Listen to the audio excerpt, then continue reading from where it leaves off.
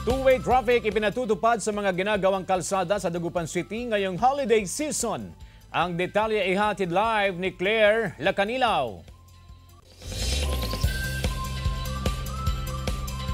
Claire, sa mga oras na ito, kumusta ang sitwasyon ng trapiko sa kinaroroonan mo ngayon?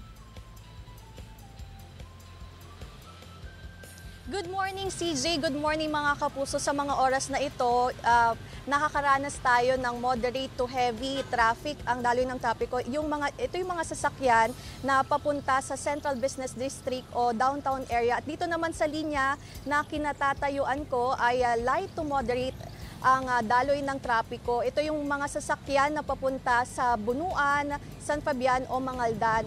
At sinimulan na ngang ipatupad ang two-way traffic scheme dito sa bahagi ng Arellano Street ng Barangay Pantal, Dagupan City upang bigyang daan o matulungan yung mga apektadong negosyante dulot nga ng sinasaayos na konstruksyon dito sa bahagi ng Arellano Street. At ngayong umaga makakasama natin ng isa sa mga negosyante dito sa bahagi ng Arellano Street na upang malaman natin ang reaksyon niya sa ipinatupad nga na two-way traffic scheme. Makakasama natin ang si Sir Joselito Prado. Sir, good morning and welcome to Mornings with GMA Regional TV, sir. Magandang umaga po sa inyo lahat.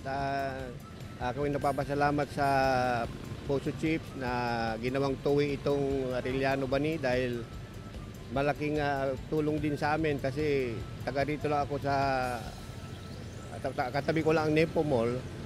Kasi pag pupunta ako ng Bunuan, iikot pa ako ng Pantal. Kaya medyo humaba yung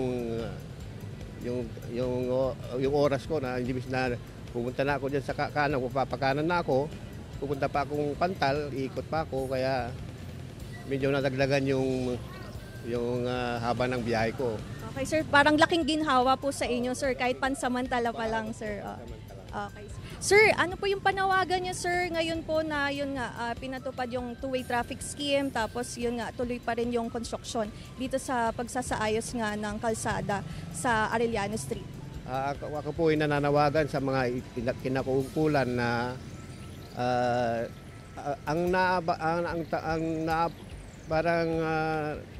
ang itong construction na ito, hindi lang ang negosyante ang apektado, mga pasada, estudyante. Kaya sana gawing mabilis yung paggawa.